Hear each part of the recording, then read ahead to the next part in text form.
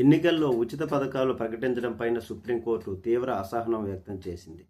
మరి ఉచిత పథకాలు రాష్ట్రాల అభివృద్ధికి విఘాతం కలిగిస్తాయంటూ కూడా అభిప్రాయం వ్యక్తం చేసింది. రాష్ట్రాల ఆదాయం లోటు పెరుగుతున్నప్పటికీ కూడా ఉచితాల పంపిణీ కొనసాగుతుందని సిజేఐ జస్టిస్ సూర్యకాంత్ ధర్మాసనం కీలక వ్యాఖ్యలు చేసింది. మరి ఉచితాల స్థానంలో రాష్ట్రాల ఉపాధి కల్పనకు ప్రాధాన్యత ఇవ్వాలి అంటూ కూడా సూచించడం జరిగింది.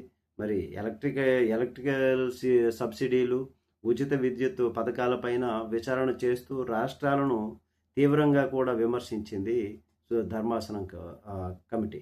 మరి ఉచిత పథకాలు రాష్ట్రాల అభివృద్ధికి విఘాతం కలిగిస్తున్నాయి. రాష్ట్రాలు ఆదాయ లోటుతో కష్టపడుతున్నప్పటికీ కూడా ఉచితాలు కొనసాగిస్తూనే ఉన్నాయి. ఈ పథకాలకు డబ్బులు ఎవరు చెల్లిస్తున్నారు? పన్ను చెల్లింపుదారులే కదా, ఇంకెవరు కాదు కదా అంటూ సుప్రీంకోర్టు అసహనం వ్యక్తం చేసింది.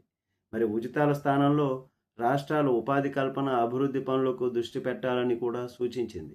మరి తమిళనాడు ప్రభుత్వం ఎన్నికల సమయంలో ఆఖరి నిమిషంలో ఉచిత విద్యుత్ పథకాన్ని ప్రకటించడాన్ని ప్రత్యేకంగా ప్రశ్నించింది సుప్రీంకోర్టు. మరి ఇలాంటి ఆకస్మిక ప్రకటనలు పవర్ డిస్కంలను ఇబ్బంది పెడతాయి. టారిఫ్లు, బడ్జెట్ లెక్కలు సరిచేయడం కష్టమవుతుంది. ముందుగా ప్రకటించి ఉంటే ఇబ్బంది ఉండేది కాదు అని ధర్మాసనం పేర్కొంది. మరి ఇలాంటి ఉచితాలు దేశ ఆర్థిక అభివృద్ధిని కూడా ఆపేస్తాయని కూడా హెచ్చరించింది. ఇది సరైనటువంటి విధంగా కాదు అని సుప్రీంకోర్టు హెచ్చరించింది. నమస్తే.